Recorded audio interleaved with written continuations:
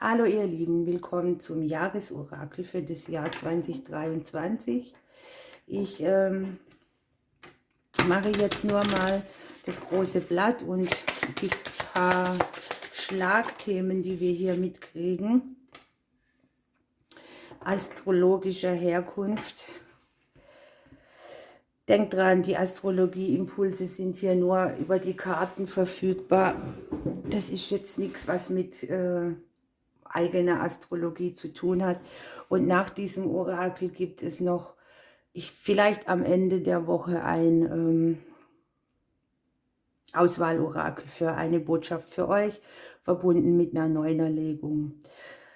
Also hier haben wir für das kommende Jahr 2023 Merkur mit als Element. Es geht um die Kommunikation, es geht um unsere Gedanken, um den Intellekt.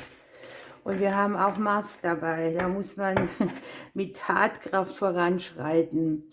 Vielleicht ein bisschen Tapferkeit hochholen. Es geht auch um Zorn. Und es geht darum, dass wir nächstes Jahr viele Zeichen empfangen. Auf Zeichen uns ausrichten sollen. Und wir haben das Schicksal noch dabei für das nächste Jahr. Tatsächlich unten noch die Grenzen, das heißt, hier darf man gucken, wo geht jemand gegen deine Grenzen, wo werden Grenzen ausgeweitet. Also man kann ja sogar seine eigenen Grenzen sprengen, mehr zulassen, den Raum irgendwie erweitern, wo man sich vorher selber auch begrenzt hat. Aber es geht natürlich auch dabei, sich abzugrenzen von Dingen, die wir aufgezeigt kriegen, die vielleicht einige auch noch gar nicht richtig auf dem Schirm haben. Ja? Gut, dann gucken wir in das große Blatt rein.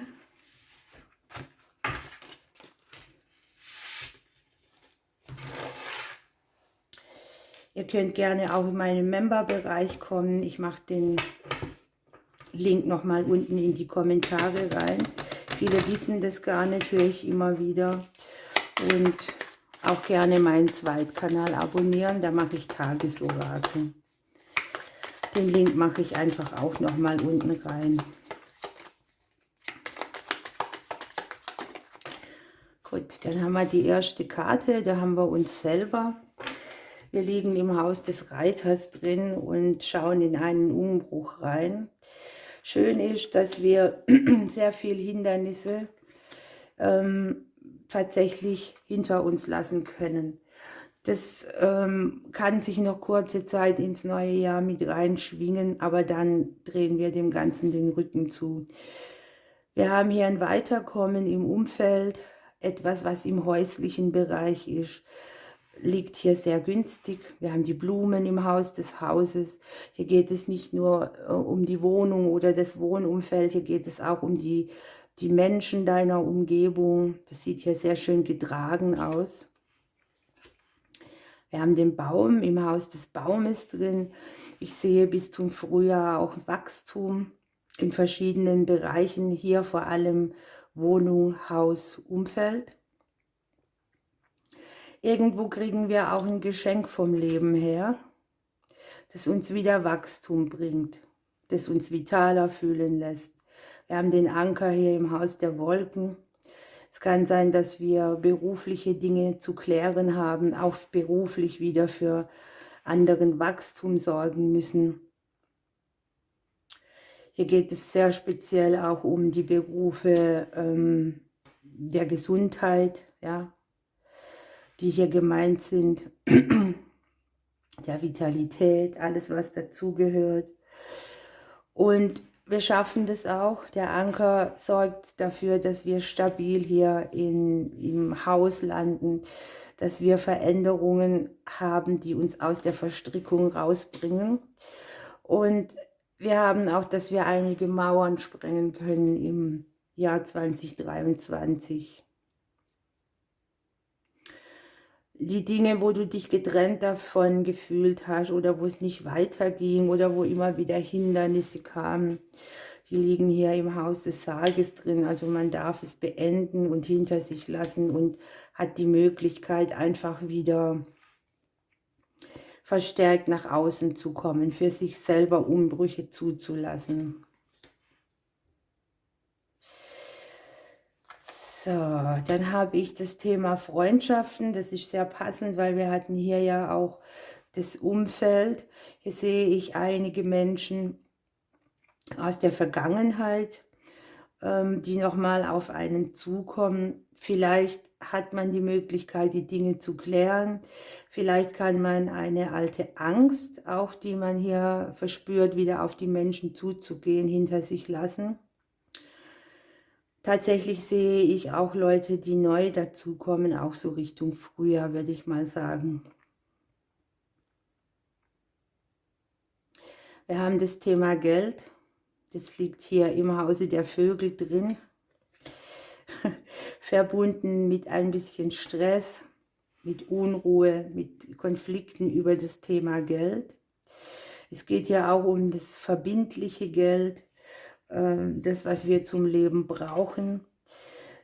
Vielleicht auch im kleineren Bereich bei einem oder anderen nur, aber über das Jahr verteilt sieht man hier dann doch auch schon kleineres Wachstum, da wo jetzt Stress ist. Für einige von uns kann es sein, dass wir Konflikte, die wir mit dem Thema Beziehung haben, Ehrlichkeit, Unehrlichkeit, Abhängigkeiten klären und hier in ein anderes Fundament kommen. Für die anderen kann es sein, dass sie tatsächlich neue Partner kennenlernen. Der Ring liegt hier im Hause des Kindes drin. Also Neubeginne in Beziehungen, die dann wieder Wachstum hervorbringen, schöne Treffen, angenehme Dinge und damit verbunden eben den alten Konflikt, eine alte Verstrickung zu klären, die sehr stark mit dem Thema Vertrauen einhergeht. Das Beenden von Verstrickungen sieht man hier ganz genau. Den Umbruch im Bereich Family, den Umbruch im Bereich Freundschaften, ja auch sehr deutlich zu sehen. Es kann sein, dass dieser Prozess sich ein bisschen schleppt, weil man da hier die Klarheit erarbeitet, wo sich da bestimmte Sachen aufzeigen.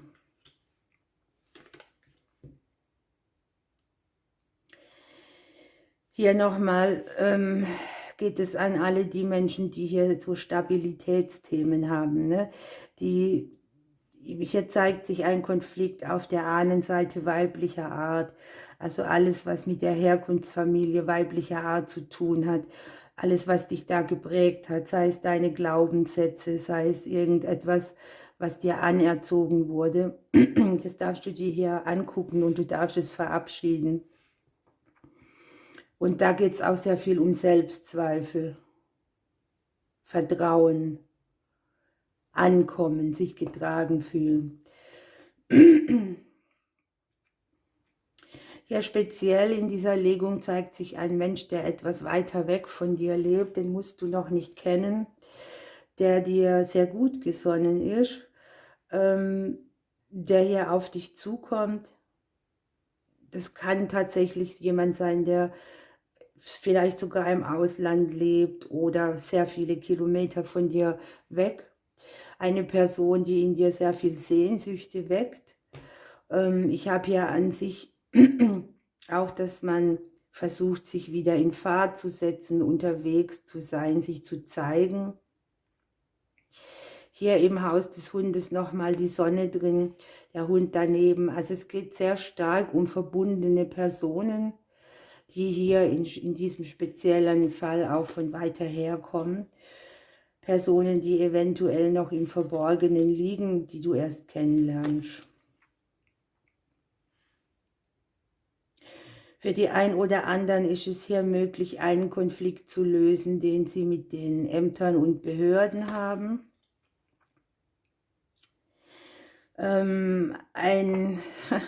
Ein schicksalshaft neues Kapitel eröffnet sich. Guck mal. Das hier ist das Haus der Wege. Da liegt das Kreuz drin. Also das heißt, hier kommen Dinge, die uns ermöglichen, ein neues Kapitel aufzuschlagen, uns aus unserem Turm rauszuholen, die einen alten Konflikt lösen im Beziehungsleben, vielleicht auch verbunden mit den Menschen, die uns besonders am Herzen liegen oder gar unseren Partnern. Und es geht auch um alles, wo man sich getrennt davon fühlte oder nicht richtig wahrgenommen, dass sich da wirklich einem Erkenntnisse aufzeigen.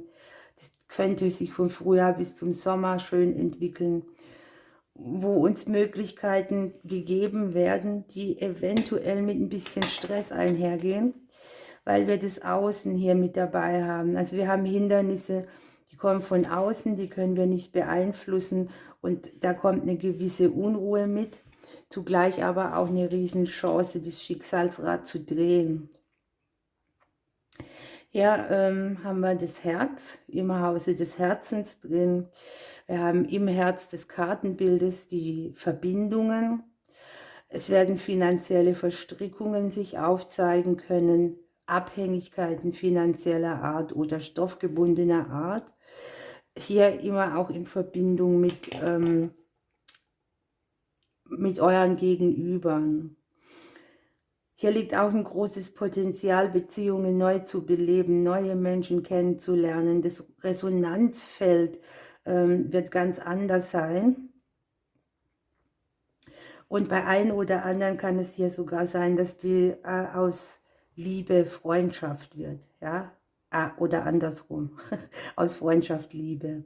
Umbrüche auch in allen Dingen, die uns auf dem Herzen liegen, wo wir Sehnsüchte haben, wo wir Loyalität vermissen.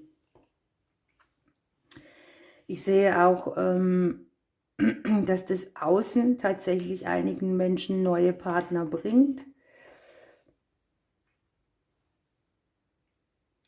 Also das Außen spielt eine sehr große Rolle, auch für die Partnerschaften, für die Vertraglichkeiten, für die Berufung, für den Beruf. Und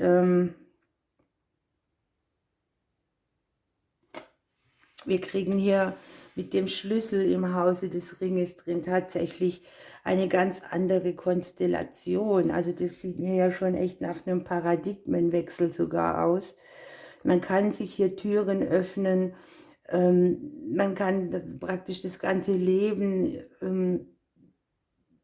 aus ganz anderen Erfahrungen umdrehen. Ich weiß jetzt nicht richtig, wie ich es erklären kann. Also man hat die Möglichkeit, sich Türen zu öffnen, verbindlichen Erfolg zu haben, ein spirituelles Wachstum oder eine Erkenntnis, die einen befähigt, hier den ganz eigenen Sehnsüchten Veränderungsraum zu geben.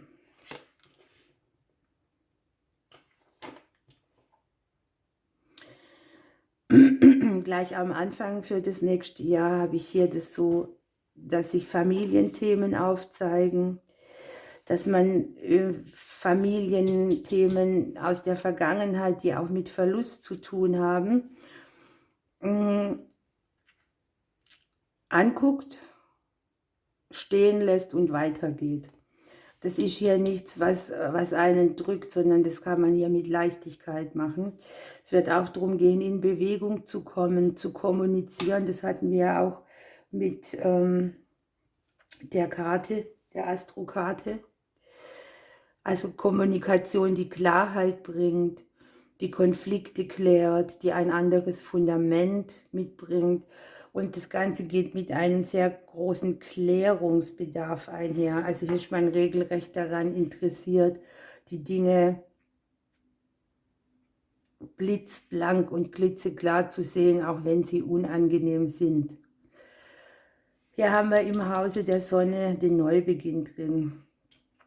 Hier kann man etwas entstehen lassen, das sich über die kalten Tage bis zum Sommer hin entwickelt, das Hindernis dann immer kleiner wird und dann letzten Endes eine gute Veränderung mitbringt. Es geht um das Thema Stärke, für sich einstehen, aus der Dunstglocke der Glaubenssätze hervorzutreten, familiäre Neubeginne, schicksalshafte Themen innerhalb von Familien.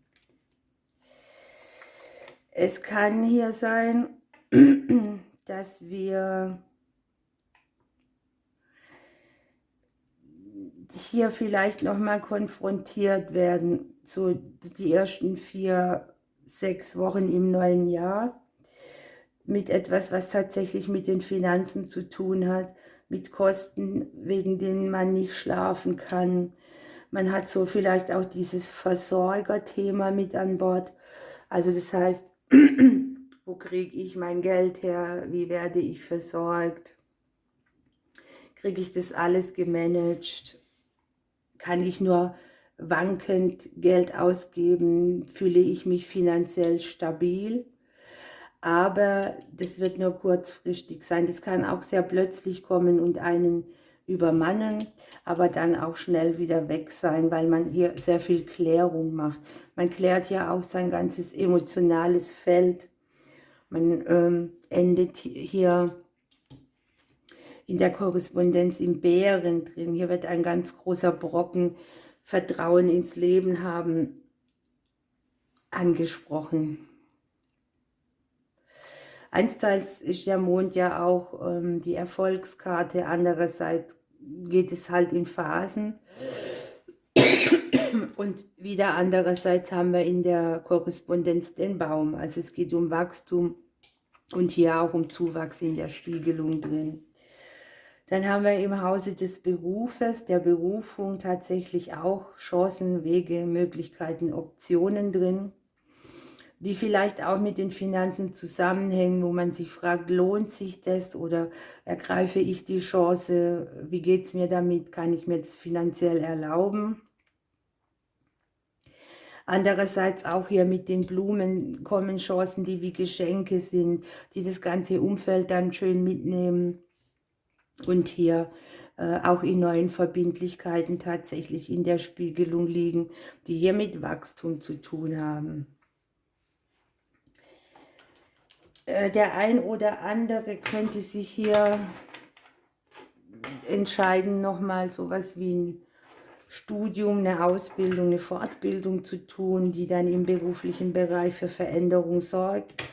Oder aber auch neues Wissen zu erwerben, scheint mir hier für neue Vertraglichkeiten sehr gut sein, gute Zeitpunkte, einen guten Zeitpunkt aufzuweisen, um Gottes Willen.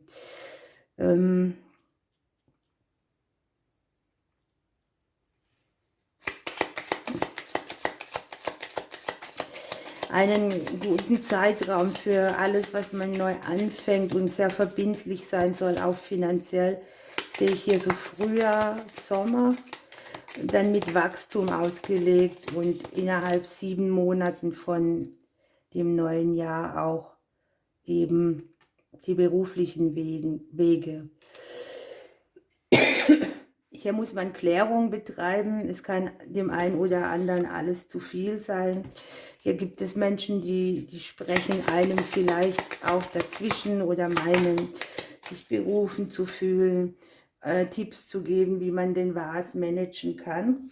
Es geht um die Wahrheit und um die Unwahrheit. Ich habe extra auf der Karte nicht Lüge geschrieben, weil ich einfach denke, jeder hat seine eigene Wahrheit und die bleibt immer so. Du kannst keinen davon überzeugen, eine andere Wahrheit anzunehmen.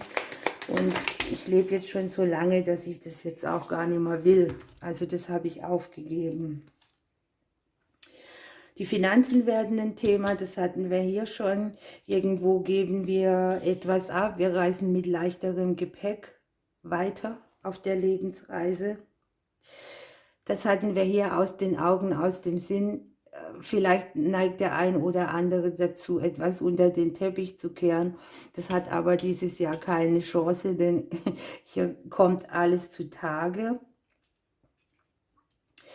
Außerdem für mich auch so ein Hinweis, ne, man trifft irgendjemand wieder, den man aus der Vergangenheit kennt, an den man schon lange nicht mehr gedacht hat. Hier sieht man wirklich Menschen aus Kilometerdistanz, die wieder auf einen zukommen. Und wir haben hier irgendwie noch auch das die Sonne in gewissen Bereichen aufgeht, hier speziell im Bereich, was einen aus der Vergangenheit gehindert hat. Hier sind Neubeginne auch in der Liebe möglich, veränderte Beziehungsmöglichkeiten, Trennungen, die überwunden werden. Und unten haben wir noch Leben und Leben lassen als Thema. Also guckt auf euch, nicht so sehr auf das, was andere machen. Die machen ihre Erfahrungen.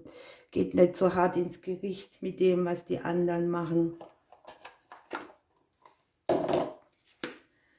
Wir nehmen noch einen Glücksimpuls.